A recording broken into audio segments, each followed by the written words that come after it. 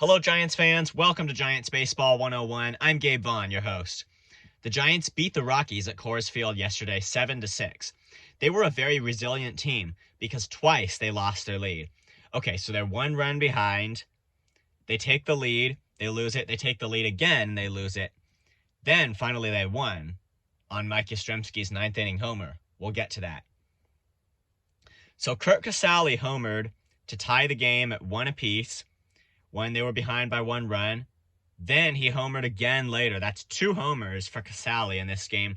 His bat is getting significantly better, and that is great for a guy who had basically a 100 average to start the year, albeit with limited opportunities.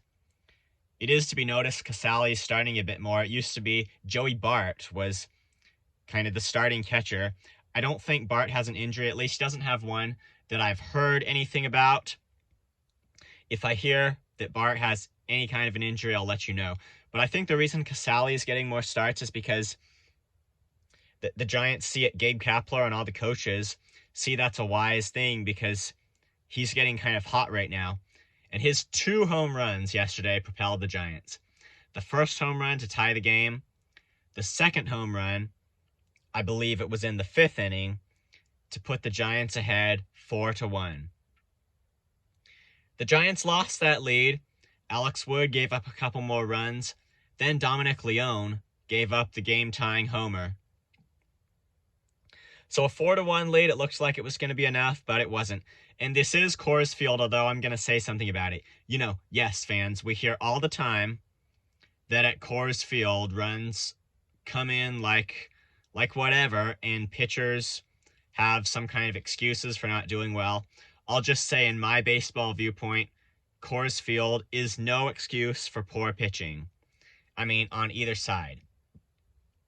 So we hear about that. We hear about pitchers not doing as well there as at other places. And that's because, basically where that is in Colorado, kind of up in the mountains. I mean, not, you know what I mean. Not the highest mountains, but come on, you know what I mean. The air is a bit thinner.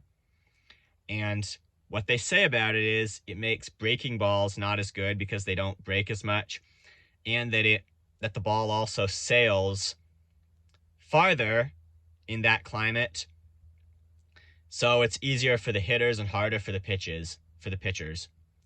However, it should be noted that I do not believe that is any kind of an excuse for poor pitching, because even if it's harder, a pitcher needs to be the main thrust of the game, and he needs to throw the correct pitches and to make it work. There are a lot of excuses that have been used for poor pitching that are not really excuses in my book. We could talk about those another time. But anyway, back to the game. But how it was, the Rockies tied it. Then the Giants had the bases loaded in the seventh inning. And after that, they didn't get an RBI hit. But what's so good about the Giants? What can be good about, I would think, any good team? It's a pretty good guess, at least, that they would know how to do this well. To bring in runs when you've got runners in scoring position, especially with the bases loaded, without getting hit. And what the Giants did well, they put the ball in play. They didn't strike out. That is what made the difference. First, Wilmer Flores grounded out, or supposedly grounded out, and there was an error, so he was safe. That happened because he put the ball in play. That can happen. There could be an error. That's why that's better than striking out. Sometimes you just got to fight it off. I mean, you've got the bases loaded, nobody out. Just understand, fans, you don't have to hit a grand slam every time. That's obviously the best thing, but sometimes you make the best of it. Make the best of your outs. That's what the Giants did. Now, I'm talking about this on kind of a personal level because, not to make it sound awkward or anything, I'm just saying that is the way to play baseball. If you're on a baseball league, I mean, whatever league you're on, I don't know, a recreational one, I mean, do that. Put the ball in play. With runners in scoring position, put the ball in play.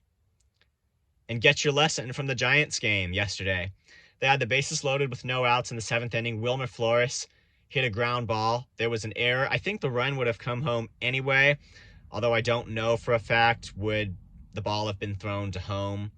Would the runner on third, I forget who he was, would the runner on third have been forced out? Okay, we don't know that for an absolute fact, but yes, there's a chance that a run still would have come if he had been out. But as it was, there was an error. So the bases were loaded. One run came in for the Giants. It gave them a 5-4 lead. Then Mike Yastrzemski flew out. 1 out. That's 6-4. So they got 2 runs without a hit because the hitters put the ball in play, to just the right place and took advantage of the opportunity they had to get runners home. Now, even this lead they couldn't hold. Tyler Rogers struggled a bit. Yesterday, he gave up 2 runs in the bottom half of the 7th inning. Wasn't the best for him. So they had it tied. The Giants had it tied going into the 9th inning. Then Mike Yastrzemski hit a home run. They had just the right amount of home runs today.